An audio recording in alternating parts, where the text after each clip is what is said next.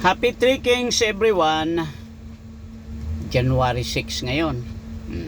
At matatandaan nyo, talagang ngayong araw ayon sa banal na kasulatan, ang pagbisita ng tatlong hari, no? Doon sa naisilang na si Jesus Christ. Ayun yun, sa banal na kasulatan ha. So ngayong araw yun sa paniniwala ng Christian. So sa inyong lahat, happy Three Kings, you know? At sana'y lagi kayong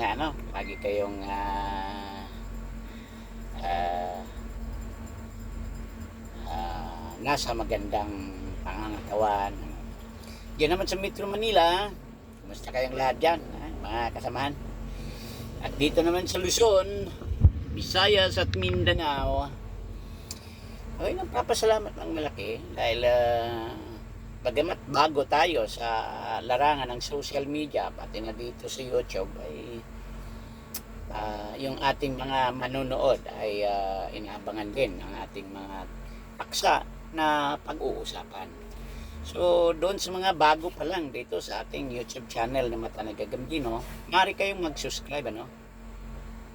At i-click na rin yung notification bell nang sa ganun ay kung halimbawa mayroon na akong i-upload, mayroon na akong ginagawang pagla-live, ma-notify kayo kagad, no? Yun po ang ako nagpapasalamat doon sa nakaraang live natin dahil nadagdagan yung ating viewers at saka ating mga subscriber. Marami pong salamat. Pagpasok pa lang ng 2024, yun po ang inyong regalo sa atin, no? Kaya kung halimbawa hindi pa kayo nakasubscribe dito sa ating YouTube channel, mag-subscribe kayo. Dahil karamihan po sa ating paksa ay ang tungkol po sa politika ni Davao City Vice President natin ngayon, Inday Sara Duterte, at sa kabuuan. At ang tungkol naman sa mga kaganapan sa loob at labas ng Bureau of Customs. Samahan niyo ako sa konting nating pagtalakay dahil gusto ko lang pong ipaabot sa inyo yung pinakabago, no? Pagpasok ng 2024, ang dami pong mga ikangay pagbabago na nagaganap. Tulad noong 2023, nung may plano ang ating pamahalaan nung sabihin ni BBM na i-open yung anong tawag nito, i-open yung TikTok, yung kalayaan, no? Pag-uusap ng kalayaan doon sa CPP-NPA. Biglang nagpahayag si Vice President doon sa sinasabi ni Pangulong BBM na tila ba nababahala ang ating Vice President, no? Dahil ilang ulit na po, ilang bisis nang naganap na sa mga panahon na may pag-uusap na kalayaan, ayun po ang panahon na gumagawa ng pag-aatake, pag-aambus itong mga armada ng New People Army. At yun pong panahon na yun, ang kanilang panahon na mag-recruit ayon kay Vice President Inday Sara Duterte. At ito ay sinang-ayunan ng ating mga militar, lalong-lalo na ang ating Armed Forces of the Philippines, ang kanilang EEP chief, no? Stop. Sinang-ayunan ito yung sinasabi ni Vice President. Bagamat bigla niyang binawi dahil nga ang kanilang chief commandant ay itong ating Pangulo, ngunit nagpalabas sila ng sama ng loob dahil sa oras po ng usapang pangkapayapaan, dun po nagaganap na ang ating mga kasundaluhan sa buong Pilipinas kawawa. Dahil hindi naman po sila nag-opensiba eh. Nahuhulog po sila na parang binaboy ng CPP-NPA, ika nga, no? Dahil yun ang panahon na sila'y aambusin, na sila'y aatakihin. Ganyan po ang mangyayari. Pero, yung kanilang nasa matataas, ayun ang nagsasabing mag-usap tayo. Pero hindi nila nakukontrol yung nasa bababa. Na siya namang umaatake sa ating mga militar. At yan po ang nararanasan nagaganap dito sa Mindanao. So hindi po iba. Ika nga, yung ating mga kasundaluhan na sumusuporta doon sa gusto.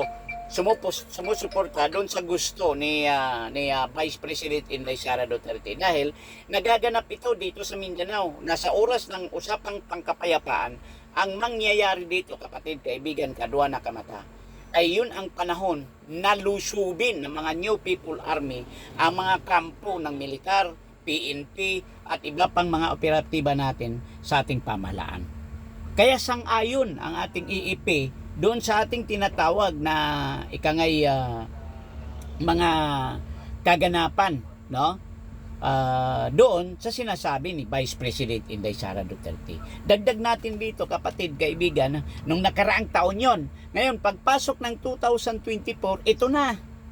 Nagsilabasan na yung mga tinatawag nating matinding mga issue. Si Senador Nicky Cositing nagpalabas na ng video nung in-interview siya ng isang siyempre kasamahan na sa media, nagpalabas na siya anong kanyang sinasabi tungkol sa kay BBM, di ba? At kumalat na ito sa social media. Kaya dapat ingatan nyo. Dapat kayo ay magsuri. Dapat kinakailangan natin yung matinding pag-iisip dahil hindi natin alam ang sino man na gustong manira ng kahit sino man kay Vice President o kay BBM. Pero ang ating nalaman ay talagang ang naiipit mo dito ay ang ating Pangulong BBM. Kaya yun, may mga ang gumagalaw ngayon ay sila House Speaker Martin Romualdez at iba pa. Pero ang sinisintro po ng paninira ay ang dalawa, si Vice President Inday Sara Duterte at si BBM. Kaya mag-ingat po tayo. Kaya yan ay isa nating naaamoy na talagang matin dito. At sa pinakalitis na survey, yung pagtitiwala po ng taong bayan ay nananatili kay Davao City Vice President Inday Sara Duterte at kay BBM. Nasa mataas po sila eh. Sa lahat ng pinili ng taong bayan, sila yung nasa mataas. Yung nandun sa baba ay ang pinakalas po ay si House Speaker Martin Romualdez. Kaya Martin dito. Kaya dapat mag-usapan, mag-isip kayo ng maayos.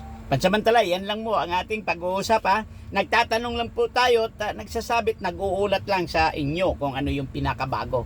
Kaya abangan nyo ngayong taong 2024, ang dami po na mga magaganap na mga paninira dahil malapit na po ang halalan. Ito po ang inyong malapit na po ang halalan 2025 na. Halalan na 2024 pagka October ngayon, October 2024 ay talagang magsisimula na ang filing. So dapat mag-ingat, dapat sumuri ang bawat isa sa atin. Ito po si Bobby Aka Gagambino, sabi sa inyo,